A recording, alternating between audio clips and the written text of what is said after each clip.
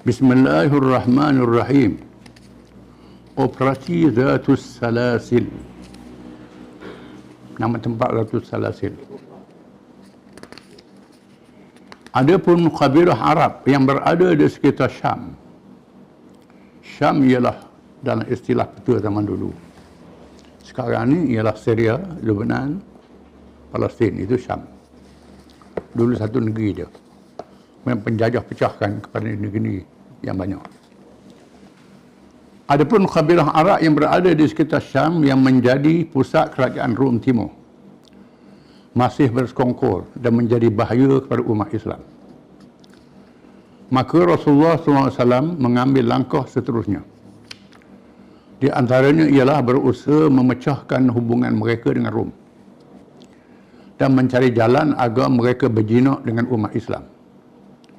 Sekurang-kurangnya mereka tidak berkumpul dan bersatu menjadi bahaya kepada negara Islam dan umatnya. Ini antara strategi yang diambil oleh Nabi SAW. Kerana kabilah-kabilah ini duduk berjauhan antara satu sama lain. Dipisahkan antara supaya berpisah dengan Empire Rom. Supaya berpecah, tak bersatu. Antara langkah yang diambil ialah memilih Ammar bin Al-As mengepalai satu pasukan. Kerana nenek di sebelah bapanya Al-As dari kalangan kabilah Bali yang berada di kawasan itu. Operasi Zatus Salasil ditugaskan Ammar bin As. Ammar bin As ni ialah seorang sahabat yang terkenal dengan pintar. Sebagai diplomat, perunding yang bijak. Ammar bin As ni. Termasuk dalam Duhatul Arab. Orang Arab yang pintar dalam sejarahnya, Ammar bin As. Nabi bersabda, khiyarukum fil jahiliyati khiyarukum fil islami idza faqahu. Orang yang pilihan, bijak, pandai masa jahiliyah, masuk Islam dia bijak juga. Maka Nabi lantik dia jadi ketua pasukan walaupun dia baru masuk Islam. Pasukan ini bergerak menuju ke daerah yang menjadi sasaran pada bulan Jamadal Akhirah. Jumadal Akhirah. Orang Melayu kata Jamadal Akhirah, orang kata Jumadal Akhirah. Tahun ke-8 Hijrah. Dilantik Ammar bin As jadi pemimpin kerana salah seorang daripada nenek dia asal Zatus Salasil. Dia tahu daerah ini. Sebaik sahaja berlakunya peperangan Mu'tah. Operasi ini selepas perang Mu'tah bertujuan untuk berjinak dengan mereka. Tiba-tiba dalam masa yang sama pihak Perzikan Islam mendapat maklumat bahawa kabilah Khuza'ah mengumpulkan bala tentera untuk mengancam Madinah. Kabilah Khuza'ah. Kawasan ini juga. Rasulullah SAW menyerahkan bendera putih pada Ammar bin As. Di samping sehelai bendera berwarna hitam. Dua bendera. Satu bendera putih, satu bendera hitam. Bendera putih ni tanda nak berdamai. Pasukan yang mengandungi 300 orang anggota. 300 orang. Dalam kalangan Muhajirin dan Ansar. Anggota tenteranya dari kalangan Muhajirin. Penduduk asal Mekah dan penduduk asal Madinah. Dengan 30 anggota berkuda. 30 anggota berkuda. Diberi arahan supaya meminta bantuan kabilah Bali, Uzarah dan Balqin. Ini kabilah yang sudah bersama dengan Islam. Supaya bantu. Ammar bin As yang terkenal dengan bijak dan licik dalam tipu helah peperangan mengarahkan supaya berjalan di waktu malam dan berselindung di waktu siang hari. Ini bijak dia. Dia suruh berjalan waktu malam, gerak. Waktu siang berhenti, bersembunyi siang. Saya musuh tak sedar. Ini kepintaran dia. Apabila hampir dengan musuh, mereka mendapat maklumat bahawa musuh mempunyai anggota yang besar jumlahnya. Bila sampai dekat, Perzikan melaporkan musuh ni ramai. Lalu Ammar bin As mengarahkan Rafi' bin Makis Al-Juhani supaya pergi ke Madinah untuk memohon bantuan tentera tambahan dari Rasulullah SAW. Lalu terus dia tak serang lagi. Dihantar utusan Rafi' bin Makis Al-Juhani pergi Madinah, lapor kepada Nabi SAW supaya atur tentera tambahan. baginda mengutuskan bantuan 200 anggota yang dipimpin oleh Abu Ubaidah Amir bin Jarrah, salah seorang daripada 10 sahabat terulung yang diberi gelaran Rasulullah SAW dengan panggilan Aminul Ummah, orang yang paling amanah dalam kalangan umat ini. Ini sahabat yang besar. Abu Ubaidah yang ketua. Pasukan ini disertai oleh sahabat terulung dari kalangan Muhajirin, termasuk Abu Bakar dan Umar radhiyallahu anhuma. Abu Bakar dengan Umar jadi juga anggota. Ketuanya Abu Ubaidah Amir bin Jarrah. Apabila pasukan bantuan tiba, Amr bin As yang baru menganut Islam, baru masuk Islam, Allah dia, serta masih ada dalam dirinya kelemahan jahiliah, itu mahu menonjolkan diri menjadi ketua, tak boleh korang. Dia nak jadi ketua juga. Perangai jahiliah dia ada lagi. Tapi dia cerdik. Dia menegaskan bahawa dialah yang berhak menjadi ketua kerana yang datang hanyalah pasukan tambahan. Kamu ni kan tambahan je. Aku ni kan hak asalnya. Aku jadi ketua. Dia pakai begitu. Aku jadi ketua. Walaupun Abu Bakar dengan Umar, Abu Ubaidah. Anggota tentera dalam kalangan Muhajirin bertegas bahawa Abu Ubaidah yang layak menjadi ketua. Orang tegas, biar Abu Ubaidah jadi ketua. Abu Ubaidah jadi ketua.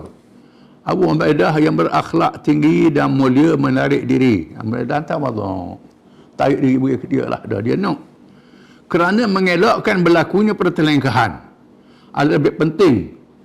Lebih penting jangan kelahi. Ini tawadhu. Sifat hubbur riasah, ingin menjadi ketua, salah satu adalah sifat buruk yang meruntuhkan perpaduan kecuali dalam suasana dan keadaan darurat.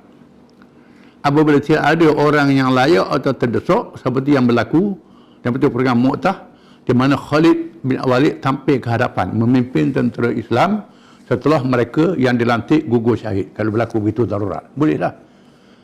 Berlaku darurat, tak ada ketua, pilih. Sekarang ni darurat, orang lebih ada dia. Patut beri orang lebih hadap. Dia nak dia juga jadi ketua. Abu Ubaidah tak apalah, beri ke dia lah, kata Abu Ubaidah kata. Oleh kerana operasi ini berlaku di musim sejuk, dalam cuaca yang sangat memerlukan api dinyalakan di waktu malam bagi menghilangkan kesejukan. Musim sejuk negeri Arab ni macam air batu sejuknya. Terpaksa kena pasang api untuk memanaskan badan. Bila nak pasang api, tiba-tiba Amr bin As mengarahkan dengan keras larangan menyalakan api. Dilarang orang pasang api. Sesiapa yang melanggar arahan akan dihukum bakar dengan api yang dinyalakannya. Kerah ni. Orang siapa yang pasang api, aku capuk dalam api, kata dia. Keras. Anggota tentera sangat marah dengan arahan ini, sehingga Sayyidina Umar radhiyallahu anhu mahu memukul Amr bin As. Sayyidina Umar backhand, nak dikatok Amr bin As. Tapi dilarang oleh Abu Bakar radhiyallahu anhu. Kata jangan, dengan menegaskan Rasulullah SAW melantiknya kerana kebolehan dan kebijaksanaannya. Rasulullah pilih dia pandai lah. Adalah kepandaian dia. Esok harinya pula, ketika subuh, Amr bin As menceritakan bahawa dia telah bermimpi yang mewajibkan mandi. Tiba-tiba dia bertayamum dengan tanah tanpa mandi dan berwuduk dengan air. Dan dia pula mengimamkan salat subuh. Lepas tu, bangun pagi dia royak, dia mimpi malam. Kena mandi wajib. Dia kabur orang. Mu'alaf. Dia kabur orang.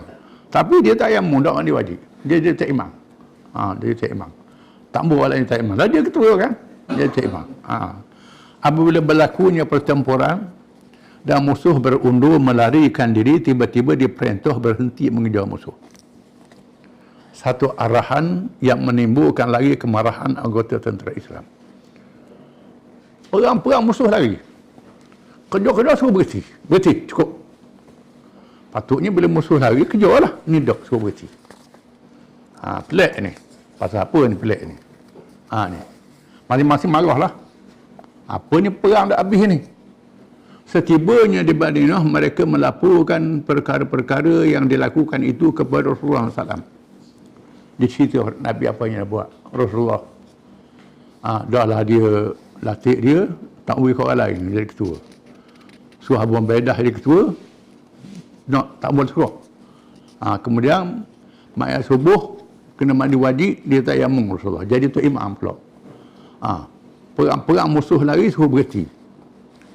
Apabila Ammar bin As diminta penjelasan oleh Rasulullah SAW, beliau menegaskan bahawa dia jelas pada Nabi. Arahan melarang api dinyalakan kerana mereka berada di kawasan musuh.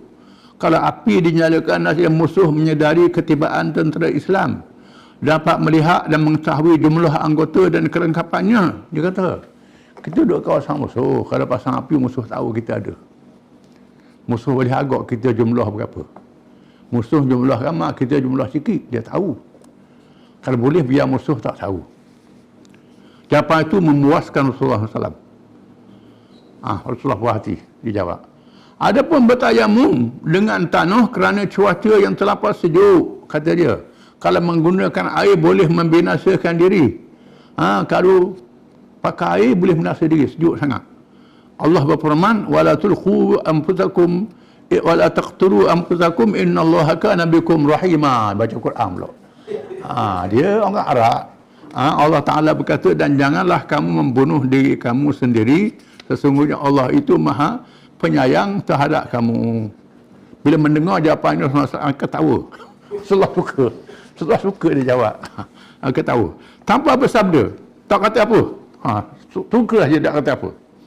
Ada pun arahan berhenti mengejar musuh. Mengejar musuh yang sudah berundur kerana pengunduran dilakukan untuk menipu dan memerangkap. Musuh lari itu nak tipu kita. Dia kata, dia lari nak tipu, dia nak kepung kita. Ada pasukan lain nak kepung kita. Kalau kita kejar, kita terperangkap dengan musuh. Maka adalah lebih baik bahawa berita pengunduran musuh menjadi kemenangan yang besar dalam kalangan musuh-musuh seluruhnya. Bila musuh lari, orang kata kita menang dah. Kita menang dah. Walaupun itu dari segi propaganda semuanya Arab, orang Islam dah menang. Dah menang. Cukup dah. Ini dari perang saraf ni. Semua perkara yang berlaku mengambil menjadi pengajaran yang besar kepada umat Islam supaya bijaksana dalam berorganisasi. Ini pengajaran bagi kita bijaksana dalam organisasi. Berdisiplin dan mengatur strategi perjuangan di semaian zaman. Perang kena ada strategi. Tak strategi. Tetap beristiqamah walaupun menghadapi pelbagai cabaran sehingga berjaya di dunia dan di akhirat. Kalau kita strategi yang baik, kita berjaya dunia dan berjaya di hari akhirat. Pasukan Abu Ubaidah, wallahu a'lam.